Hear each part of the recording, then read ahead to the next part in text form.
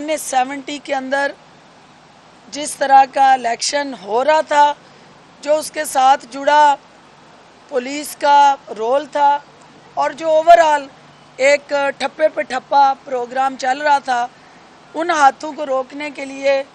ہم لوگ صبح سے لے کے رات تک مصروف عمل تھے۔ آج الیکشن کمیشن کی طرف سے ہمیں ایک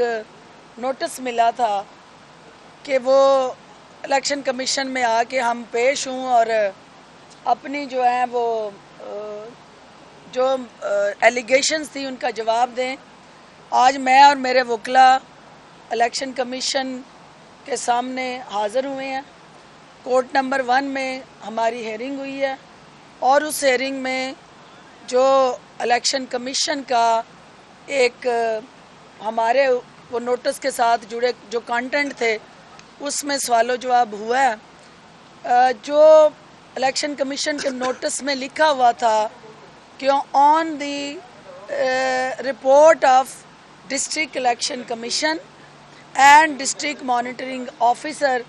الیکشن کمیشن جو ہے وہ ہمیں سمن کر رہا ہے۔ ہماری وکلاء کی یہ الیکشن کمیشن سے استدعا تھی کہ جس رپورٹ کی بنیاد پہ ہمیں سمن کیا گیا ہے یا نوٹس کیا گیا ہے، وہ رپورٹس کی کاپی ہمیں دینا اشد ضروری ہے۔ جب تک رپورٹ کی کاپی ہمیں نہیں ملتی ہم اپنا جو ہے وہ جواب داخل نہیں کرا سکتے۔ الیکشن کمیشن نے ہماری استدعا کو منظور کرتے ہوئے جمعرات کو 15 فروری کو ہمیں رپورٹس کے بعد اپنا جواب داخل کرانے کا موقع دیا ہے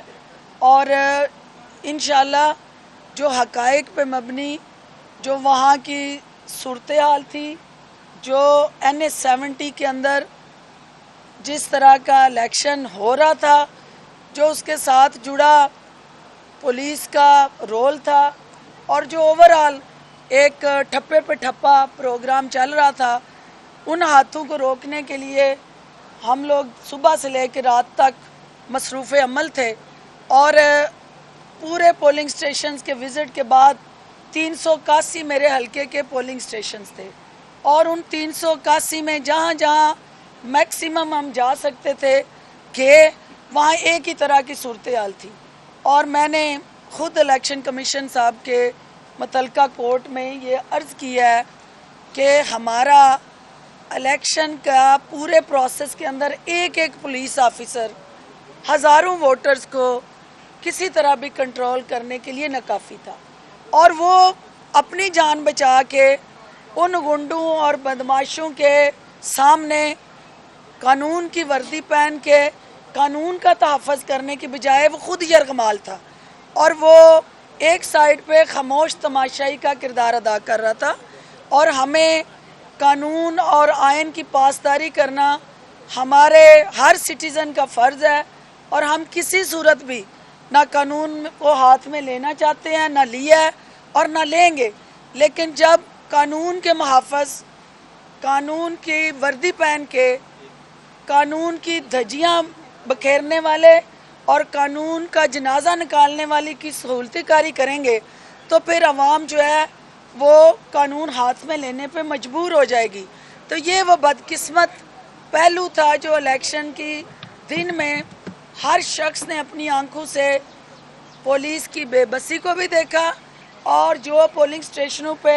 ہو رہا تھا اس کا مشاہدہ بھی کیا۔ تو لہٰذا میں پر امید ہوں کہ الیکشن کمیشن 15 تاریخ کو جو حقائق ہیں، کیونکہ ایک ویڈیو کی بنیاد پہ کوئی نتیجہ اخذ نہیں کیا جا سکتا۔ ہمارے پاس جو ویڈیوز ہیں جو ہم نے ہر پولنگ سٹیشن کی بنائی ہیں، کس طرح سے وہ ان پولنگ سٹیشنز پہ ون سائیڈڈ ٹریفک چل رہی تھی، کس طرح سے پولیس کا خاموش تماشائی کا کردار تھا اور کس طرح پولیس جو ہے وہ بے بسی کی تصویر بنے ایک سہولت کاری کا کردار ادا کری تھی۔ تو وہ ہم نے ان سے گزارش کی ہے کہ ایک ویڈیو نہیں، جتنی ویڈیو ہم نے اس دن بنائی ہیں وہ سب بھی اس دن چلائی جائیں، الیکشن کمیشن ان کا بھی مشاہدہ کرے اور دیکھے کہ کیا وہاں آزادانہ، منصفانہ اور شفاف الیکشن ہوا ہے اور پولیس کا وہاں جو बेहिस रोल था उस पर भी कोई लाए अमल तैयार करे। तो 15 तारीख को हमें दोबारा बुलाया गया है। इंशाल्लाह जो हमारे पास अवेलेबल हकायक हैं वो हम लेके आएंगे। और सिर्फ NA-70 का मुकदमा नहीं, ये हर हल्के में जहाँ जहाँ गुंडागर्दी हुई, जहाँ जहाँ बदमाशी हुई, जहाँ जहाँ डाका जनी हुई, उन सब के हक के लिए हम खड़े होंगे,